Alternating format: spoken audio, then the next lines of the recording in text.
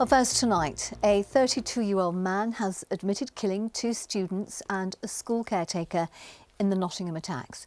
The stabbings of Barnaby Webber, Grace O'Malley Kumar and Ian Coates back in June made international headlines.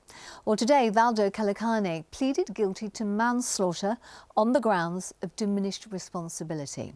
Our social affairs correspondent Jeremy Ball is at Nottingham Crown Court for us this evening. Jeremy, good evening to you. And I mean, this is really a very significant development, isn't it?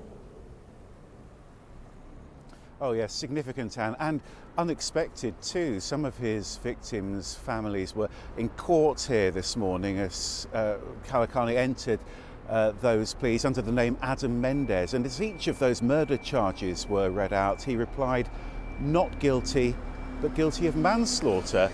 His barrister explained those manslaughter pleas were on the basis of diminished responsibility. And Kalakane then went on to admit three further charges of attempting to murder three pedestrians here in Nottingham city centre. And these, of course, were crimes that sent shockwaves through this city. Shoulder to shoulder in silence. A crime that brought thousands of people to Nottingham's Old Market Square in solidarity, in shock. A crime that united two families in grief, the families of two promising 19-year-old students taken before their time. Barnaby and Grace was stabbed to death by the same man who killed Ian Coates, a school caretaker, in a spate of horrific attacks.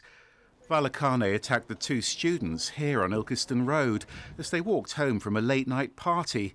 It was only an hour before he killed again. Mr. Coates was found a couple of miles away here on Magdala Road. Kalakane stabbed him repeatedly before stealing his van. Shortly afterwards, another attack in Nottingham city centre as Kalakane drove that van at several pedestrians, injuring two men and a woman, strangers he was trying to murder.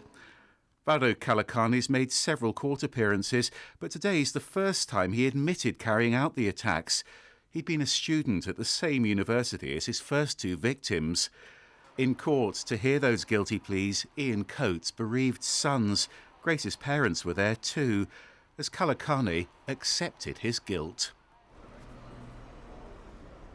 So tonight, no dispute about who carried out those attacks, but Kalakane is still due to go on trial here next January to face those three murder charges, and that's because the prosecution still haven't accepted his claim of diminished responsibility. They're going to go away and review the medical evidence to reach a decision on that. There are also still a separate investigation going on by the Independent Office for Police Conduct, and that is because when Kalakane drove into those pedestrians, he was being followed by a police car, and it was the officer in that police car who stopped to give first aid. OK, Jeremy, we'll leave it there for now. Thank you very much indeed for that.